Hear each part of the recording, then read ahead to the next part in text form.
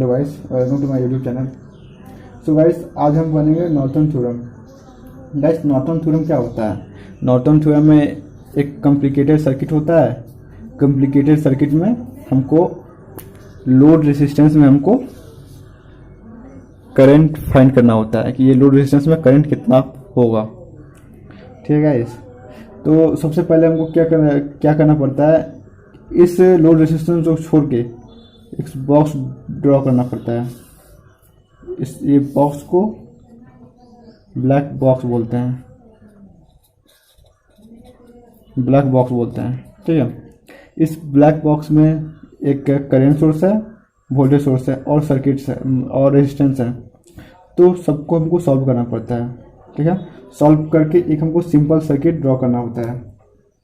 ठीक है guys, simple circuit draw करना होता है।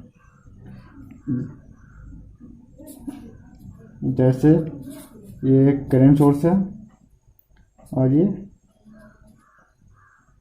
आर इक्विवेलेंट है। यस, ये हम लोग का नॉर्टन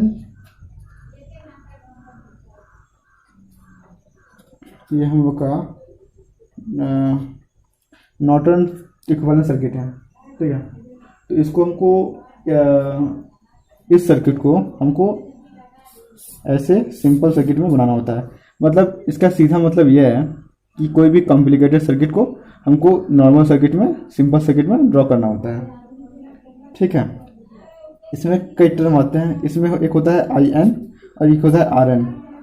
गाइस, नॉर्टन थ्योरम में आई एन और आर एन मोस्ट इम्पॉर्टेंट है, क्योंकि आप जब आर एन और आई एन निकाल लें तो आप इस कोई भी जैसे कि एक सर्किट दिया हुआ है, R equivalent circuit, R equivalent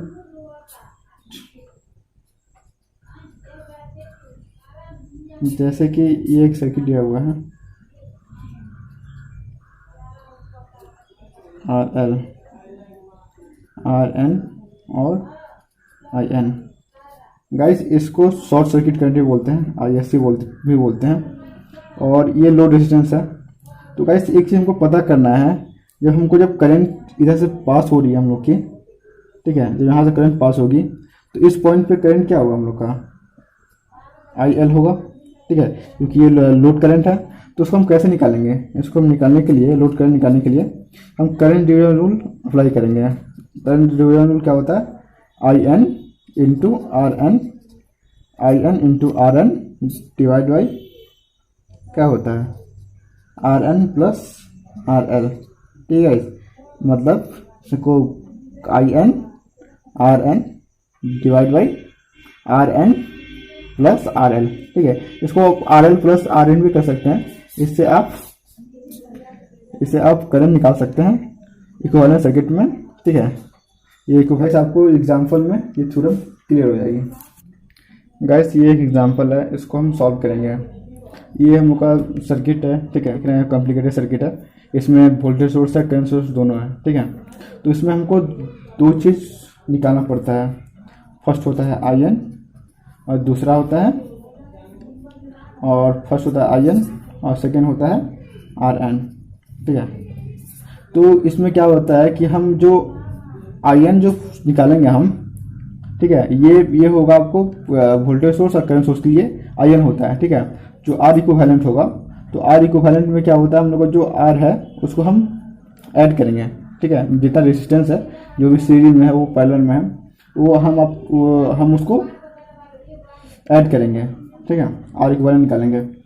और गाइस, एक बात और है, हमको जिस टर्मिनल के अक्रॉस करंट निकालना है, ठीक है, उसको हम शॉर्ट सर्किट करेंगे। मान लीजिए हमको इस टर्मिनल के अक्रॉस हमको करंट निकालना है। ठीक है, इस टर्मिनल के अक्रॉस हमको करंट निकालना है, तो हम इस टर्मिनल को शॉर्ट सर्किट करेंगे। ठीक है, आइए हम इसको सॉल्व करते हैं। सो गाइस, जिस टर्मिनल के अक्रॉस हमको करंट निकालना है उस टर्मिनल को हम शॉर्ट सर्किट करते हैं। हमको करंट इस टर्मिनल के अक्रॉस निकालना है, इसलिए हमने इस टर्मिनल को शॉर्ट सर्किट किया है। ठीक है, अब क्या आता है कि हमको आई एन निकालना होता है। ठीक है, आई एन निकालने के लिए, आई एन को आई एस सी बोलते हैं, आपको पता है, शॉर्ट सर्किट करंट है। तो हमको ये निकालने के लिए आई एस सी हम लोग का ये है, आई एस सी चाहे आई एन आप उसको बोल सकते हैं। ठीक है, तो हमको ISC और IN निकालना है, मतलब इसको हमको IN निकालना है। तो इसको हम क्या करेंगे, हम इजीली इसको सॉल्व करेंगे। ठीक है गाइस, ये जो हमारा सर्किट है गाइस, इस सर्किट में देखिए हम लोग के पास क्या है, एक ओम का रेजिस्टेंस है, ये 5 है और ये 8 रेजिस्टेंस का ओम है। तो गाइस हम लोग का जब करंट यहाँ से फ्लो करेगा, ठीक है, तो उसके पास यहाँ पे आने के बाद 2 रूट है, एक शॉर्ट सर्किट का रूट है और एक 5 ओम रेजिस्टेंस का रूट है। ठीक है, तो गाइस हम लोग का जो करंट है वो शॉर्ट सर्किट रूट से जाना पसंद करेगा, क्योंकि जो रेजिस्टेंस का वर्क क्या होता है, रेजिस्टेंस का वर्क ये होता है कि वो करंट को अपोज करता है। ठीक है, तो जब इस रूट से जाएगी करंट तो रेजिस्टेंस उसको रोकेगा। ठीक है, इसलिए वो ये शॉर्ट सर्किट के रूट से वो जाएगी। तो गाइस इस रेजिस्टेंस को हम नेगलेबल करेंगे, क्योंकि इस रेजिस्टेंस को कोई वर्क नहीं है इस टाइम, क्योंकि ये करंट हम लोग का शॉर्ट सर्किट से फ्लो कर रहा है। गाइस ये बात आपको पता होना चाहिए। गाइस अब हम उस 5 ओम रेजिस्टेंस को हमने यहाँ से हटा दिया, यहाँ पे 5 ओम रेजिस्टेंस तो उसको हमने हटा दिया।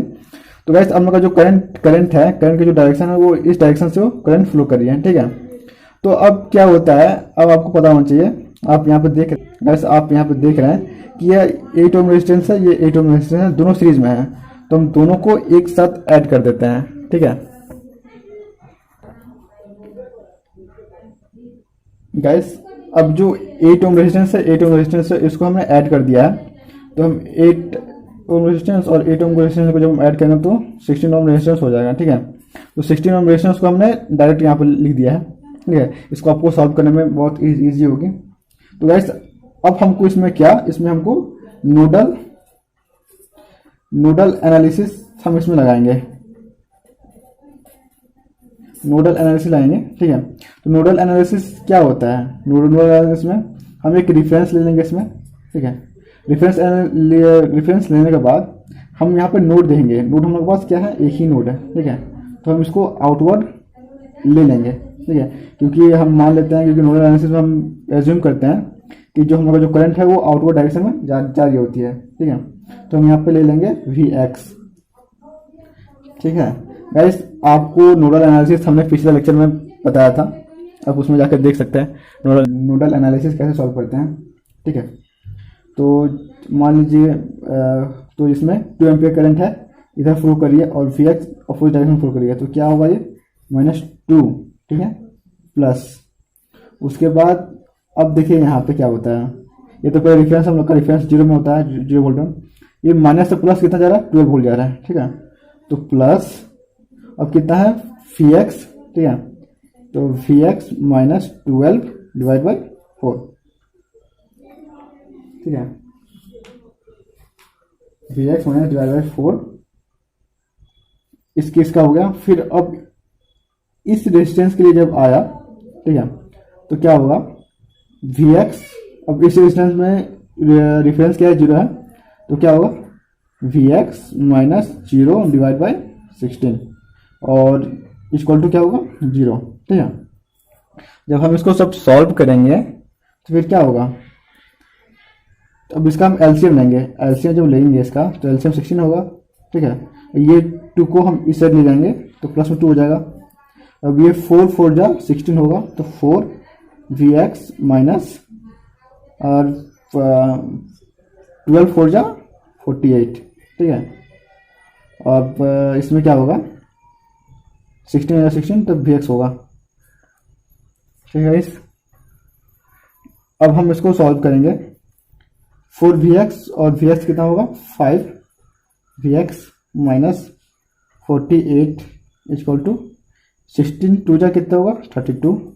ठीक है, तो 5 Vx इक्वल टू, अब 32 प्लस माइनस में प्लस हो जाएगा 48, इतना होगा, तो 5 Vx इक्वल टू कितना होगा, ये 8 10 4 80 होगा।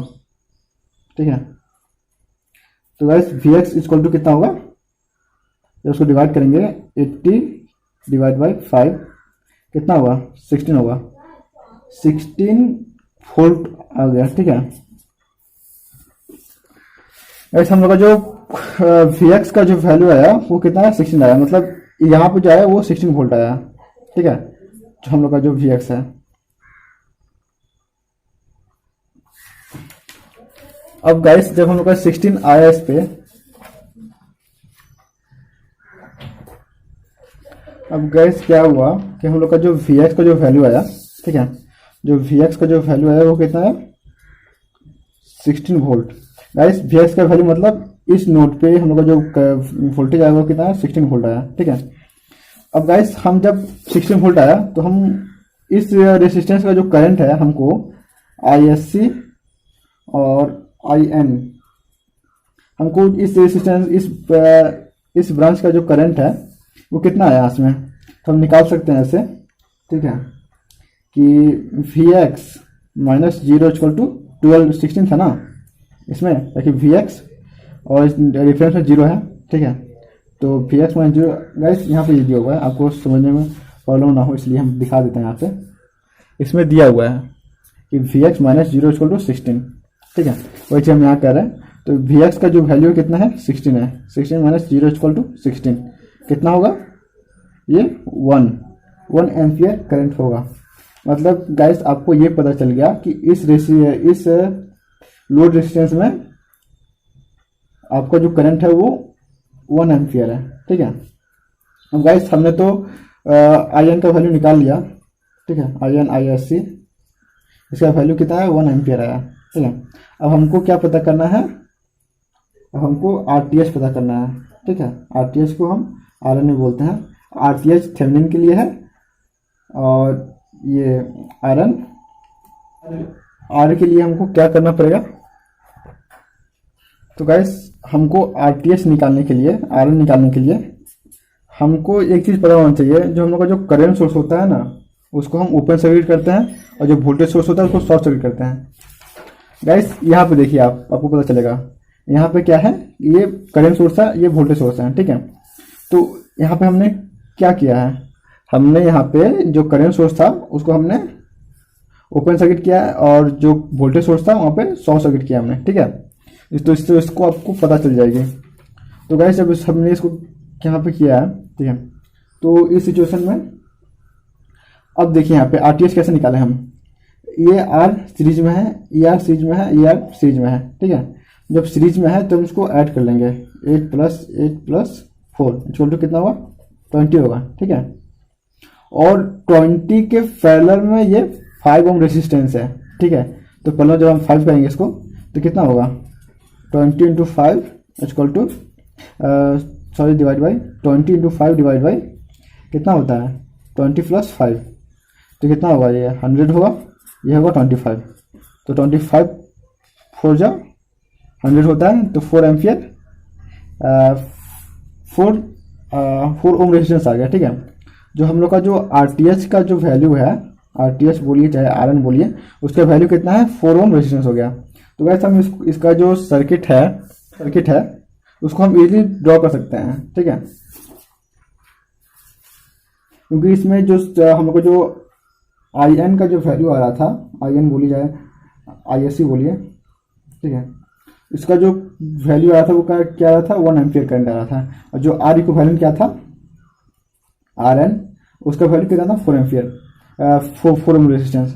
तो गाइस हमने इस सर्किट को हमको ड्रॉ करना था, हम लोग का जो इक्विवेलेंट जो सर्किट था, हम लोग का जो ये सर्किट था, इसको हमको सिंपली फॉर्म में हमको ये बताना था, मतलब दिखलाना था। तो हमने इसको सॉल्व कर लिया है। गाइस नॉर्टन थ्योरम और थेवेनिन थ्योरम दोनों सेम ही होते हैं, ठीक है, क्योंकि इसमें RTS जो होता है, RTS और RN, इसका वैल्यू सेम होता है, क्योंकि हम जैसे RTS निकालते हैं उसमें RN